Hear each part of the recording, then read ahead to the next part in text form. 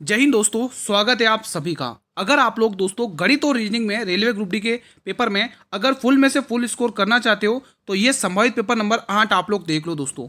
यही सवाल हर शिफ्ट में घूम घूम कर पूछे जा रहे हैं दोस्तों। अगर आपका भी पेपर यानी कल है 12 तारीख को, 13 तारीख को, 14 तारीख को या आने वाली डेट्स में है तो ये गणित रीजनिंग के सवाल जरूर लगा कर जाइए। आपको 100% हूबहू क्वेश्चन देखने को मिलेंगे पेपर में मेरे भाई। तो कल जिसका भी पेपर है उसको ऐसे ही क्वेश्चन देखने को मिलेंगे कल के पेपर में। तो आप पहले ही एक दिन पहले ही अपना पेपर देख लो कैसा आने वाला है। ठीक है, गणित और रीजनिंग का पहला सवाल एक आपकी स्क्रीन पर आ चुका है। एक बार कमेंट करके आप ये बता दीजिए कि आपका पेपर किस डेट में है और किस शिफ्ट में है और अभी तक एडमिट कार्ड जारी हुआ या नहीं। हमें क्या पूछा है गुरुजी? मध्यानुपाती। और मध्यानुपाती आप कैसे निकालते हो? रूट में a गुणा b करके दोस्तों। ठीक है, अब आप बहुत सारे स्टूडेंट ने ऐसे निकाल दिया होगा कि 25 नंबर 225 और 225 15 का स्क्वायर होता है। देखो दोस्तों, जब डाटा बहुत नज़दीक छोटा हो तो आप ऐसे गुणा करके डायरेक्ट निकाल सकते हो। जब डाटा बड़ा बड़ा आता है, जैसे मान लो दोस्तों यहाँ पर था 9 और 25, तो आपने देखा 9 गुणा 25। अब जो स्मार्ट स्टूडेंट होंगे, जो अच्छे से कैलकुलेशन को तोड़ना जानते हैं, वो क्या करेंगे? 9 का स्क्वायर 3 होता है और 25 किसका स्क्वायर होता है? 5 का स्क्वायर। वो ऐसे करते मेरे 15। ठीक है, अब मान लो क्वेश्चन अगर ऐसा आता, गाइस सुनने एक बार सुनेंगे। मान लो क्वेश्चन ऐसा आता है कि 36 और 49 का बताइए। 36 और 49 का बताइए। क्या आप यहाँ पे डायरेक्ट मल्टीप्लाई करते क्या? बताइए। नहीं करते ना, तो आपको यही सारा लेना पड़ता। 36 होता है 6 का स्क्वायर, 49 होता है 7 का स्क्वायर। ये रूट हटेगा। आप एक बार रूट में लिखिएगा, इन दोनों को रूट में लिखेंगे 36 मल्टीप्लाई 49। ठीक है, तो ये रूट हटाएगा 6 बनेगा, ये रूट हटाएगा 7 बनेगा 49। ये 7 चंग 42, तो 42 इसका सही आंसर हो जाता। तो आप ऐसे करते हो दोस्तों। ठीक है, तो मैं पूरी उम्मीद करूंगा ये कंसेप्ट आपको समझ में आ चुका है। ठीक है, जब डाटा छोटा छोटा होगा तो आप डायरेक्ट मल्टीप्लाई करके कर सकते हो। ठीक है दोस्तों, तो दोनों तरीके बताए कैसे किस सिचुएशन में आपको कौन सा कदम उठाना है दोस्तों। ठीक है, तो दो संख्याएं हैं, उनका एलसीएम दे रखा है। एक का एलसीएम है 120 है, दूसरे का 10 है, लेकिन उसमें से एक संख्या उसने 10 दे रखी, 30 दे रखी है। आपसे कहा दूसरी संख्या ज्ञात कीजिए दोस्तों। ठीक है, तो दूसरी संख्या आपको ज्ञात कर लेनी है, ऑप्शन नंबर बी टिक कर लेना है। देखो क्वेश्चन की आप ज़्यादा प्रैक्टिस कर लेते हो तो आपको पढ़ते पढ़ते आंसर आएगा इस टाइप के क्वेश्चन का। जब आपको कहा गया कि दो संख्याओं का गुणनफल उनके लैसे और मैसे के गुणनफल के बराबर है, जिस प्रकार मैंने ओरल ही आंसर दिया है, आप लोग भी मुझे इसका ओरल आंसर देंगे। देखो एक बार मैं समझा देता हूँ। तो दो संख्या में से मान लो एक संख्या में 30 दे रखी है, बी नाम की संख्या हमें निकालनी है। ठीक है, ए और बी मतलब कि एलसीएम और एचसीएफ दे रखा है। एलसीएम 120 है और एचसीएफ आपको 10 दे रखा है। तो आप यही तो कहोगे गुरुजी ये 30 की टेबल से 4 बार जाता है और 10 गुणा 4 40 होगा। तो ऑप्शन बी टिक करोगे। अब एक होमवर्क क्वेश्चन नोट करेंगे, एक होमवर्क क्वेश्चन नोट करेंगे। ए नाम की संख्या मैंने आपको दे रखी है मेरे भाई, लिखिएगा। ए नाम की संख्या मैंने आपको 50 दे रखी है। ठीक है, बी नाम की संख्या आपको निकाल लेनी है। ठीक है, ओरल आंसर देने की कोशिश करना। और यहाँ पर मैंने आप लोगों को दिया है दोस्तों एलसीएम। एलसीएम मैंने आपको दोस्तों 150 दिया है और एचसीएफ मैंने आपको कितना दिया है दोस्तों? 40 दिया है। तो प्लीज़ मुझे इसका आंसर आप कमेंट बॉक्स के अंदर बताइएगा दोस्तों। सभी विद्यार्थी से रिक्वेस्ट है। देखते हैं समझाया हुआ कितने को स्टूडेंट को समझ में आया और कितने स्टूडेंट ने इसको ओरली आंसर किया है। चलिए एक ये सवाल बनाकर बताइए। देखो हर शिफ्ट में दोस्तों गणित और रीजनिंग के इसी प्रकार से सवाल आ रहे हैं। तो मैंने स्टार्टिंग में कह दिया वीडियो को पूरा देख लेना। अगर आप ये सारे सवाल बना लेते हो ना तो कल के पेपर में कोई दिक्कत नहीं होगी और आने वाले डेट्स में भी आपको कोई दिक्कत नहीं होने वाली है। देखो तीन व्यक्ति ए बी सी, वो 4 दिन में काम को निपटाते तीनों मिलकर। अब अकेले ए कह रहा मैं इस काम को 12 दिन में निपटाता हूं, अकेले बी कह रहा मैं इस काम को 18 दिन में निपटाता हूं। अब सी कह रहा भाई मैं कितने दिन में निपटाऊंगा मुझे भी तो बताओ। तो वही चीज हम करेंगे। ए है, बी है और ये सी है, ये तीनों मिलकर काम को 4 दिन में निपटा देते हैं। अब ए अकेला कह रहा गुरु मैं अकेले इस काम को 12 दिन में निपटाऊंगा, बी अकेला कह रहा है मैं इस काम को 18 दिन में निपटाऊंगा। तो इनसे कटने वाला यानी टोटल एलसीएम इनका टोटल काम कितना हुआ? तो 18 दूनी 36, गुरु जी टोटल काम 36 हो जाएगा। तो ए बी और सी तीनों की मिलाकर 4 नाम 36, 12 तेरह 36 और 18 दूनी 36। तो मैंने इनकी क्षमताएं निकाल दी। क्वेश्चन कह रहा सी बता दो, तो आप बी और ए का देखिए क्षमता कितना आ रहा है। बी और ए की क्षमता कितनी आ रही है? बी की क्षमता 3 आ रही है और ए की क्षमता 2 आ रही है। दोनों को मिलाकर 5 हो गई, दोनों की क्षमता 5 हो गई और तीनों की मिलाकर दोस्तों 9 है। तो कॉमन सेंस की बात है 4 क्षमता किसकी है? इस सी की है। टोटल काम गुरुजी 36 है और सी की क्षमता गुरुजी 4 है। तो वो इस काम को गुरुजी 9 दिन में लपेट देगा, ऑप्शन नंबर ए। तो मैं पूरी उम्मीद करूंगा यह सवाल भी आप लोगों ने बहुत ही शानदार तरीके से बना लिया होगा, किसी भी विद्यार्थी को कोई भी डाउट नहीं हुआ होगा। अगला सवाल देखो, डाउट घर पर नहीं ले जाना, डाउट को यहीं पर क्लियर कर लेना है। दी गई श्रृंखला में प्रश्नवाचक चिन्ह के स्थान पर क्या आएगा? लॉजिक लगाइए दोस्तों। जब कुछ भी समझ में नहीं आओ तो एक ही सहारा गुरुजी डिफरेंस। तो 11 में से 2 का 9 गए 2 का डिफरेंस, 5 में से 2 3 का डिफरेंस। यहाँ पर देख लो दोस्तों 9 में से 6 का डिफरेंस, 2 में से क्या 1, यानी आपको दिख गया 16 का मल्टीपल चल रहा है। यहाँ पर 8 8 दूनी 16, 16 दूनी 32, 32 दूनी 64 और 64 दूनी 128, यानी इकाई अंक 3 है, ऑप्शन नंबर ए 128। अब आपको यहाँ पे दोस्तों 125 में है, 125 में 128 जोड़ लेना है, ठीक है। 12 दूनी 24 और 25, 8 5 13 की 3 कैरी 1, ठीक है। ये हो चुका, आंसर आपके स्क्रीन पर आ चुका है। तो मैं पूरी उम्मीद करूंगा ये सवाल आपने बना लिया, ठीक है। अब एक ये सवाल भी बनाकर बता दो, शानदार सवाल है, एक बार ये बनाइए।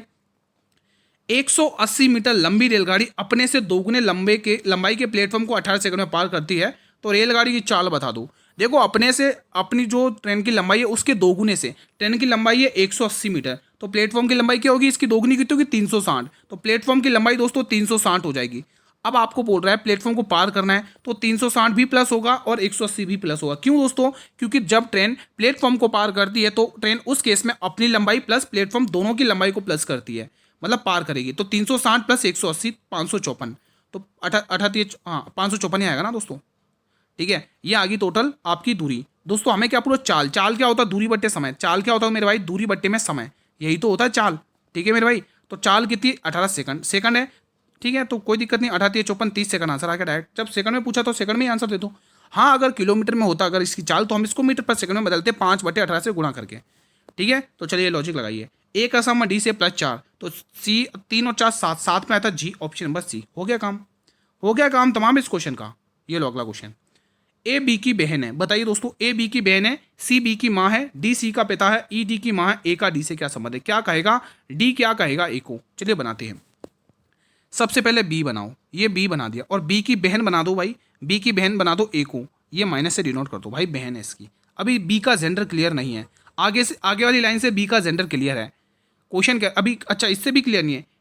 बी की माँ सी है, बी की माँ कौन है, बी की माँ कौन है, सी, ये माँ है दोस्तों, तो हमने इसको माइनस से डिनोट कर रहे हैं, और ये सी की 2 संतान हो गई बी और ए। आगे बढ़ते हैं, तो यहाँ से शायद क्लियर हो जाए डिसजेंडर बी का। देखो डी सी का पिता है, अब सी का भी एक पिता है, सी का पिता कौन है, डी है। जब ये पिता है तो हमने इसको प्लस से डिनोट कर दिया, तो मतलब कि डी की ये दोनों कौन हो गए भाई, ये दोनों कौन होगी, नाती हो गए दोस्तों, है ना, नानी के तरफ से। तो ई डी की माँ है, अब डी की माँ कौन है, ई है, अब डी की भी माँ हो गई भाई, अब डी की माँ कौन होगी, यहाँ पर डी की माँ एक और बैठी ई, यहाँ पे स्पेस नहीं था तो मैंने यहाँ पे डिनोट कर दिया दोस्तों, ठीक है।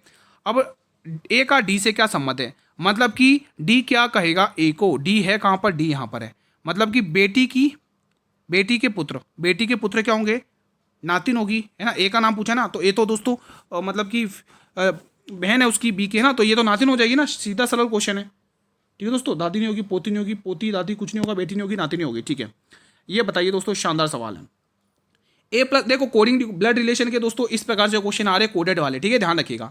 ए प्लस बी का मतलब है ए बी का पिता है, ए माइनस बी का मतलब है ए बी की माता है, और ए गुणा बी का मतलब है ए बी का भाई है। तो आपको बताना है पी का आर से क्या संबंध है, मतलब आर क्या कहेगा पी को, ठीक है। तो माइनस का मतलब देखो ए बी की माता है, मतलब बी की माता कौन है, क्यू, तो ये आर की माता कौन है दोस्तों, ये क्यू है, ये इसकी माता, तो माइनस से डिनोट कर दिया। गुणा का मतलब देखो ए बी का भाई है, अब क्यू का भाई कौन है, पी है, ये इसका भाई है, तो प्लस से डिनोट कर दो। तो आपसे क्या पूछा, आर क्या कहेगा पी को, मामा कहेगा, भाई माता का भाई क्या होगा, मामा होगा, ऑप्शन नंबर ए, ठीक है। तो आप इस क्वेश्चन को ऐसे बना सकते हो। ये लो अगला सवाल आपके स्क्रीन पर है, ए बी से 40% अधिक है तो बी सी से 20% कम है, तो ए सी का अनुपात क्या होगा। शानदार सवाल है, जो भी घटना हो रही है सी के साथ घटित हो रही है। पहले हम सी को ही एक काम करते, सी को मैं 100 मान लेता हूँ, देखिए क्वेश्चन बहुत जल्दी होगा। ए बी से 40% अधिक है, ए बी से 40%, देखो बी सी से 20% कम है, तो बी क्या है, सी से 20% है, 100 का 20% 20 होगा, तो इससे 20 कम है यानी 80 है ये। अब वो कह रहा है ए बी से 40% अधिक है, तो 80 का 40% निकाल दो, 80 का 40% निकालोगे 32 आप जोड़ लोगे, है ना, 32 अधिक है तो 32 जोड़ लो, कितना होगा 8 9 10 11 यानी कि 112। अब आपको क्वेश्चन ने क्या पूछा है, आपसे पूछा ए और सी का अनुपात बता दो, ये है ए है और ये सी, तो 2 की टेबल से काट लो। देखो यहाँ पे 7 का मल्टीपल दिख रहा है, तो 7 का मल्टीपल ये नहीं है, 7 का मल्टीपल ये नहीं है, 16 37, 16 का मल्टीपल देख लो, 16 4 दिख रहा है, 4 का मल्टीपल ये नहीं है, आंसर आ चुका ऑप्शन नंबर ए। 2 की टेबल से काट लो भले, 4 की टेबल से काट लें, 4 दूनी 8, 4 8 32 आंसर आ गया, और 4 की टेबल से 25 बार, देखो आंसर आ गया ना। तो आप ऐसे कुछ दिमाग लगाकर क्वेश्चन को कम समय में उड़ा सकते हो। 20%, 10%, 5% की 3 क्रमिक छूट के बराबर एकल छूट, यानी 10 दिख गया तो 5 और 3 8, ये आंसर नहीं है, 6 3 9 10 10 हो रहा है ना, इनको जोड़ लो, एक आ गया इकाई, यही आंसर है, ये भी नहीं है ये भी नहीं है, तो आंसर ऐसे करना है। बाकी दोस्तों आपको कैलकुलेशन दोस्तों इसका फॉर्मूला भी होता है, फॉर्मूले से भी कर सकते हो, ठीक है। अगर आप चाहो तो इससे 5% की फ्रैक्शन वैल्यू 1/20 होती है, 10 की 1/10 होती है और 20 की 1/5 होती है। तो 5 पे 1 की छूट 4 पर, और 10 पे 1 की छूट 9 पर, और 20 पे 1 की छूट 19 पर। ये आपके सामने डाटा आ चुका है। कुछ कट रहा है तो काट लो ये 5 बार। तो ये आ गया 250, 25 था 250, 250 रुपये का सामान 171 पर। अब आप देख सकते हैं कितने का कितने का दोस्तों डिस्काउंट दिया गया। यहाँ पे देख सकते हो रुपए में, हमको प्रतिशत में वैल्यू चाहिए, यानी कि 29 इधर से आ जाएगा, 50 60 इधर 79, टोटल 79 का डिस्काउंट किसके ऊपर, 250 के ऊपर। और वैल्यू आपको प्रतिशत में पूछ ली गई है। सॉल्व कर लो, कैलकुलेशन निकालो। 25 दाएँ 250 और 25 चौके 100, ठीक है। 75 का 4 गुना, देखो 25 दाएँ 250 और 79 है ना, हाँ ये 9 चौक 36 का 6 और नीचे 10 है, तो 0.6 आएगा लास्ट में। 0.6 किस ऑप्शन में, बी वाले ऑप्शन में। या तो आप बेसिक से करें या तो ये तरीका लगाएं। ध्यान से सुना, इस क्वेश्चन को बहुत सारे 100 में से 80% गलत करेंगे। 5 खरीद लो 3 मुफ्त मिलेगी। आप 5 वस्तुएं खरीदोगे तो आपको 3 मुफ्त में मिलेंगी। तो मतलब दुकानदार की तरफ से 8 गई, 8 वस्तुएं जाएंगी दुकानदार की तरफ से, मिलेंगी कितनी मुफ्त, 3। तो 3/8 का मतलब क्या होता है, 37.5%। ठीक है, आप सोल्व करेंगे तो 300/8 आएगा, और 4 की टेबल से काटेंगे तो 75/2 आएगा, और 2 से भाग करोगे तो 37.5% आएगा। ठीक है मेरे भाई, अगला सवाल ये बनाइए। दी गई श्रृंखला में प्रश्न चिन्ह के स्थान पर क्या है। इकाई अंक अलग मिल गया, इकाई अंक अलग मिल गया तो क्वेश्चन में बिल्कुल भी दम नहीं है। 12 13 14 15 पे क्या आएगा, वो ऑप्शन नंबर बी हो गया, कल्याण। ठीक है, तो ऐसे क्वेश्चन को आपको एग्जाम में ट्रीट करना है जब भी ऐसे क्वेश्चन आते हैं। अब एक ये सवाल बनाइए, देखो डायरेक्ट क्वेश्चन पे पढ़ना है, पढ़ना नहीं डायरेक्ट क्वेश्चन पे आओ। प्लस देखिए, आप प्लस को पढ़ो, प्लस का अर्थ है भाग, ये भाग बना दो। अब माइनस का अर्थ क्या बताया उसने, देखो यहाँ पे माइनस का अर्थ है प्लस, ये प्लस बना दो। गुणा का अर्थ क्या बताया, गुणा का अर्थ है माइनस बना दो।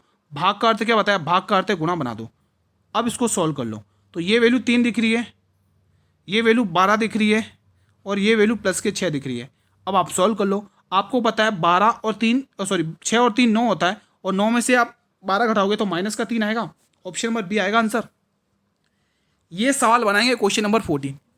शानदार सवाल है। वो कह रहा है ए की आय बी की आय से 20% 25% अधिक है, तो बी की आय ए की आय से कितने परसेंट कम है। शानदार क्वेश्चन, ए बना दो, ये बी बना दो।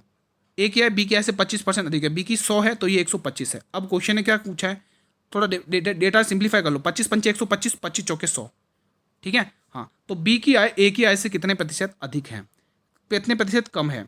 तो यहाँ पे से किसके साथ है, ए के साथ, तो 5 आएगा। एक कम है, 1/5 का मतलब आपको पता ही है, 1/5 का मतलब आप सभी को पता है 20% होता है। तो मैं पूरी उम्मीद करूंगा ये सवाल बनाया होगा आप लोगों ने अच्छे से। 8,000 रुपये की राशि पर कितने समय में ये 12% की दर से 9,220 रुपये हो जाएगी। दोस्तों यहाँ पर आपको दोस्तों क्या देखने को मिल रहा है, बताइए दोस्तों। 9,200 रुपये यहाँ भी अपन सिंपल इंटरेस्ट निकालते हैं, यहाँ पे साधारण ब्याज निकाल देते हैं अपन। क्या निकालेंगे, साधारण ब्याज निकालेंगे। 9,200 यानी 8,000 में देखो ये हो जाएगी, मतलब इसमें आपको ब्याज भी मिला हुआ दिया है, तो ब्याज को अलग निकाल दो। 8,000 रुपये की राशि 9,900, यानी कि आप ब्याज निकाल दोगे 1,920 रुपये।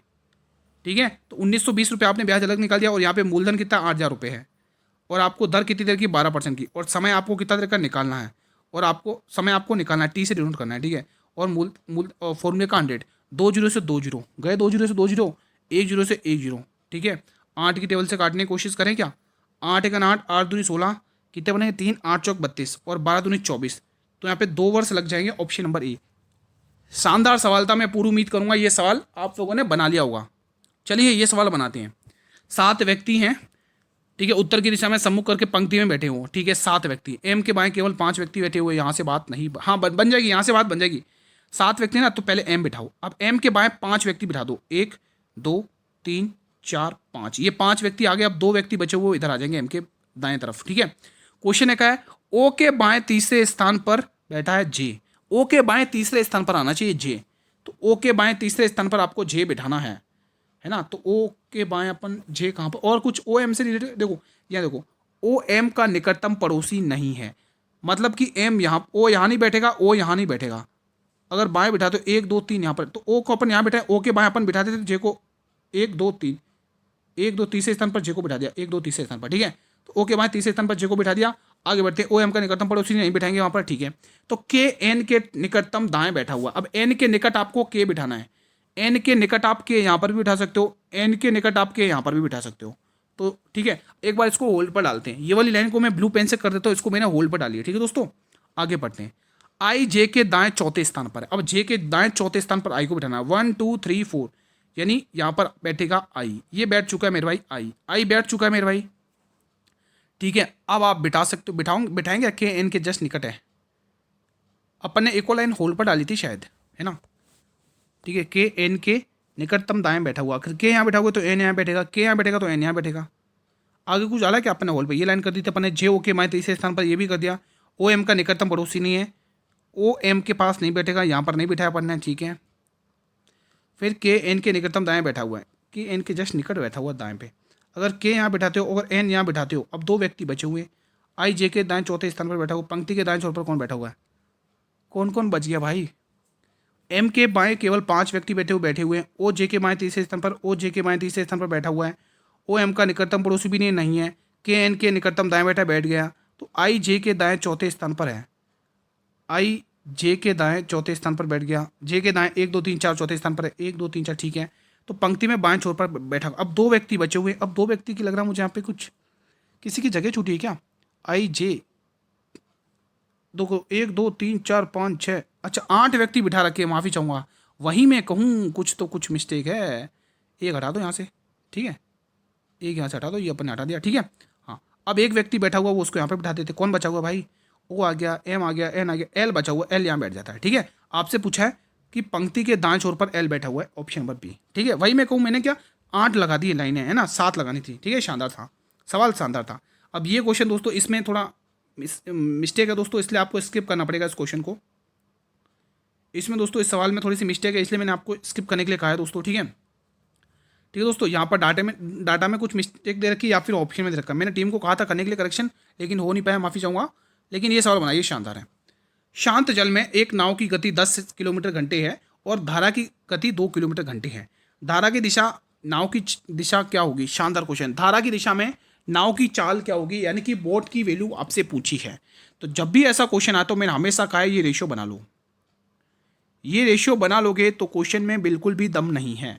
क्वेश्चन कह रहा है नाव की गति, धारा की चाल, धारा की चाल 10 किलोमीटर घंटे, धारा की गति, धारा की गति 2 किलोमीटर घंटे, नाव की चाल दे रखी है। अच्छा, नाव की चाल दे रखी है ना, तो 10 यहाँ पर लिखना है, और आपको ये जो 2 किलोमीटर घंटे दे रखा है ना, वो उसको मैं हटा देता हूँ, यहाँ पर 2 लिखना है वैल्यू, ठीक है। तो यहाँ पर आपने लिख दिया 2। आपसे क्या पूछा है, धारा की दिशा, धारा की दिशा मतलब डाउन स्ट्रीम की वैल्यू पूछी है, तो डाउन स्ट्रीम की वैल्यू इन दोनों को जोड़ने पर आती है, आ चुकी है ऑप्शन नंबर सी। आप मुझे अप स्ट्रीम की वैल्यू निकाल के बताइए, सभी विद्यार्थी से रिक्वेस्ट है। क्वेश्चन कह रहा है 450 में बेचने पर 20% का क्या होता है, प्रॉफिट होता है, मतलब 10% की हानि होती, तो आपको 20% का प्रॉफिट चाहिए, यानी 12 गुणा 10, यानी 12 या 10 का मल्टीपल होगा। 12 का मल्टीपल कोई दिख रहा है क्या, एक ही ऑप्शन दिख रहा है अभी तो, बी ऑप्शन टिक करके आप बढ़ सकते हो, नहीं तो आप पूरा सॉल्व कर लो, कोई दिक्कत नहीं है भाई, सॉल्व करवा देते हैं। भाई आपने 450 का सामान बेचा है, लॉस कितने का हुआ, 10% का, तो 90 पर गया सामान, कॉमन सेंस की बात है। फिर आप कह रहे हो मुझे 20% का प्रॉफिट भी चाहिए, तो 120 पर जाएगा, ओके रिपोर्ट है, ठीक है। तो देख लो, कुछ कटा है तो काट लो, नहीं कटा तो कोई दिक्कत नहीं है, ठीक है। तो 90 की टेबल से ये 5 बार, और 120 गुना 5 कितना होता है, 600 रुपये होता है। चलिए ये सवाल बनाइए। अब यहाँ पे दोस्तों 100% गारंटी है दोस्तों, इस प्रकार के सवाल हर शिफ्टों में आ रहे हैं, 102 क्वेश्चन। तो क्वेश्चन नंबर 20 आपके लिए मोस्ट इंपॉर्टेंट है दोस्तों, ठीक है, यहीं पर सीख लो। निम्न संख्या में ऐसे कितने 5 है जिनके ठीक पहले 7 आता हो और ठीक बाद 6, यानी 5 बीच में रहेगा, पहले आपके क्या आना चाहिए, 7 आना चाहिए, और बाद में क्या आना चाहिए, तो ये 756 जोड़ा कहाँ बन रहा है, ठीक है, बीच में 5 आना चाहिए। 5 यहाँ पर है, 756 बन रहा है क्या, नहीं बन रहा है। 5 यहाँ पर है, 756 बन रहा, नहीं बना। 5 को पकड़ो, यहाँ पर बन रहा है क्या, यहाँ पर भी नहीं बना है, और कहाँ है 5 यहाँ पर है, यहाँ पर भी नहीं बन रहा है, ये बन रहा है। एक जोड़ा मिल गया 756 का, और कोई जोड़ा मिल रहा है क्या 756 का, एक ही जोड़ा मिला फिलहाल, तो एक ही है भाई, ऑप्शन है 756 का जोड़ा तो एक ही है, ठीक है, तो एक ही होगा, ऑप्शन नंबर ए। कथन निष्कर्ष, सभी फल मीठे हैं, ये फल को मैं एफ से, ये सभी के सभी फल कैसे हैं मेरे भाई, मीठे हैं, तो मीठे को मैं एम से डिनोट कर रहा हूँ। अब अपन पढ़ेंगे निष्कर्ष, सभी आम मीठे हैं। अरे यार एक लाइन तो मैंने पढ़ी नहीं, मिस्टेक हो गई, इसको थोड़ा सा हटा देते हैं अपन, रफ कर देते हैं, ये मैंने हटा दिया। चलिए, उसने बोला सभी आम मीठे हैं, सभी के सभी आम कैसे मेरे भाई, ये सभी के सभी आम हैं, और ये सभी के सभी आम कैसे मीठे हैं। फिर आगे देखो, सभी मीठे, ये जो सभी के सभी मीठे ना, ये सभी के सभी मीठे क्या है मेरे भाई, फल हैं, ये फल हैं।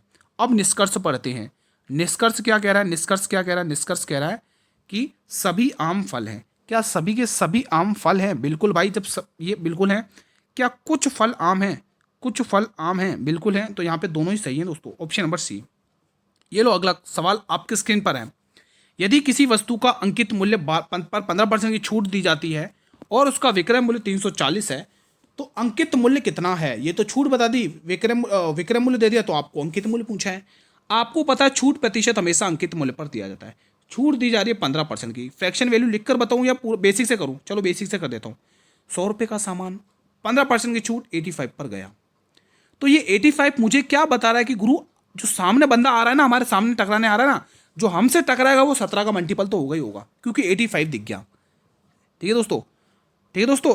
तो 85 ने क्या बोला? 85 ने ये बोला कि जो सामने बंदा खड़ा है ना वो 17 का मल्टीपल होना चाहिए, क्योंकि मैं 17 का मल्टीपल हूँ। जैसा मैं हूँ वैसा ही मेरे को दिखना चाहिए। 17 पंचे 85, 17 दूनी 34, 5 की टेबल से 4 बार और 100 चौके 400। ऑप्शन नंबर बी, ऐसे उड़ा देना है। ठीक है मेरे भाई। अगला सवाल। तो मैं पूरी उम्मीद कर रहा हूँ ये चीज़ें आपको क्लियर है मेरे भाई। वीडियो को लाइक शेयर करके थोड़ा मनोबल भी तो बढ़ा दो हमारा। ठीक है मेरे भाई, सभी से रिक्वेस्ट है। 10 साल पहले माता की आयु पुत्र की आयु की 3 गुनी थी। यदि वर्तमान में दोनों की आयु का योग 60 वर्ष है तो पुत्र की वर्तमान आयु बताइए। यहाँ है माता, यहाँ है पुत्र। 10 साल पहले माता की आयु पुत्र की आयु की 3 गुनी थी। 10 साल पहले माता की आयु पुत्र की आयु की 3 गुनी थी। पुत्र की आयु की 3 गुनी अगर x ये तो ये 3x हो जाएगा। ठीक है, टोटल देखो अंतर हमेशा बदलता नहीं है, ये ध्यान रखना है। टोटल योग 4x का आ रहा है, लेकिन वो कह रहा है योग 60 वर्ष है। 4 का मान 60 दे रखा है। गुरुजी 15 गुना है, तो 10 साल पहले इनकी आयु निकाल दूँ तो 15 तिया इसको 15 से गुणा कर लो, है ना। 15 से गुणा करके यहाँ पे निकाल दो। ये आएगा 15 से गुणा करने पर और ये आएगा 15 से गुणा पर। ये आएगी 45 साल और ये आएगी 15 साल। दोस्तों ध्यान से सुनना, ये 10 साल पहले की है, 10 साल पहले की है। आपसे क्या पूछा उसने? आपसे पुत्र की वर्तमान आयु पूछी है। तो 15 में आपको 10 साल जोड़ना पड़ेगा। 15 10 25, ऑप्शन नंबर डी। एक बार आप मुझे माता की वर्तमान आयु निकाल के बताएंगे कमेंट बॉक्स में। ये लो अगला सवाल एक बार फिर से आपकी स्क्रीन पर आ चुका है। दो संख्याओं का अनुपात 3 और 5 है। प्रत्येक में 10 जोड़ा जाता है तब अनुपात 5 7 बनता है। तो संख्या ज्ञात कीजिए। ये भी शानदार दोस्तों, यहाँ पे क्रॉस मेथड आपको सिखाऊंगा कैसे करना है। यहाँ से सीख लो, एग्जाम में आ रहा है क्वेश्चन। ये 3:5 है और ये रेशियो 5:7 है। इनमें भी 10 दोनों में दोस्तों 10 जोड़ा यहाँ पर भी जा रहा है और 10 जोड़ा यहाँ पर भी जा रहा है। यहाँ पर भी 10 जोड़ा जा रहा है, अब यहाँ पर भी। अब क्रॉस मल्टीप्लाई क्या कहता है ध्यान से समझिए। 7 या 21 और 5 25, 21 और 25 का अंतर 4 रेशियो आ रहा है। ठीक है, अब देखो 10 पंचे 50 और 10 7 70, 50 और 70 का रेशियो 20 आ रहा है, तो 4 रेशियो का मान 20 है। ठीक है, कितने गुना मेरे भाई? 5 गुना। आपसे क्या पूछा है? वे संख्याएं ज्ञात करिए। तो 5 से इससे भी गुणा कर लो, आंसर 3 का मल्टीपल होगा। आगे आंसर 3 का मल्टीपल ये भी 5, यानी 25 और कितना? 15, 25 15, ये ऑप्शन नंबर बी। तो मैं ये पूरी उम्मीद करूंगा ये सवाल आप सभी ने बना लिया होगा। आप दोस्तों उसमें अंतर बराबर करके भी बना सकते हो इस सवाल को। ठीक है, ध्यान रखना। ये क्लास का अंतिम प्रश्न है मेरे भाई। दो संख्याएं हैं, तीसरी संख्या से 20% और 25% अधिक है। दोनों संख्याओं का अनुपात बता दो। ठीक है, ये पहली संख्या है मेरे भाई, ये दूसरी संख्या है। दो संख्या तीसरी संख्या से, तीसरी संख्या मैंने 100 मान ली, वो 120 है, ये 150 है। अब दोनों संख्याओं का अनुपात बता दो। तो देखो 30 तिया और 30 पंचे, 3:5, ऑप्शन नंबर सी। तो मैं पूरी उम्मीद करूंगा ये सवाल भी आप लोगों ने बना लिया। तो फिलहाल आज का सेशन मैं यहीं पर वाइंड अप करता हूँ। कैसा रहा आप लोग का रिवीजन, प्लीज़ मुझे कमेंट के माध्यम से करें। अगर चीज़ें क्लियर हैं तो मेरे भाई वीडियो को लाइक करके शेयर करके हमें रेस्पॉन्स करें कि ओके रिपोर्ट है मेरे भाई। ठीक है, कोई भी डाउट होता है किसी भी क्वेश्चन से रिलेटेड तो आप बेझिझक होकर कमेंट के माध्यम से पूछ सकते हैं। ठीक है, चैनल पर नए हो तो चैनल को सब्सक्राइब करके बेल नोटिफिकेशन बेल को प्रेस कर लो, ताकि आने वाले हर एक नई वीडियो का नोटिफिकेशन यूट्यूब सबसे पहले आपको ही प्रोवाइड करे। ठीक है दोस्तों, कोई भी डाउट हो किसी भी क्वेश्चन से रिलेटेड तो प्लीज़ मुझे आप कमेंट के माध्यम से रेस्पॉन्स करिएगा, हर एक डाउट का क्लियर हो जाएगा दोस्तों। ठीक है, अब इसके 8 बजे दोस्तों 1 घंटे बाद दोस्तों मैंने फुल पेपर वाली क्लास आपको बिल्कुल भी मिस नहीं करना, जिसमें फुल पेपर देखते हैं, पूरा रिवीजन करते हैं दोस्तों फुल पेपर के साथ दोस्तों। ठीक है, तो वो क्लास आपको पूरी देख लेनी और अपना रिवीजन भरपूर कर लेना है दोस्तों। ठीक है, तो क्योंकि वैसे ही पेपर आ रहा है आपके एग्जाम में, जैसा मैं आपको 8 बजे वाली क्लास में करवा रहा हूँ, तो वो क्लास जरूर देख लेना। ठीक है दोस्तों, कल मिलेंगे हम दोस्तों इसी टाइम पर एक और नए पेपर के साथ। तब तक जय हिंद, जय भारत, वंदे मातरम।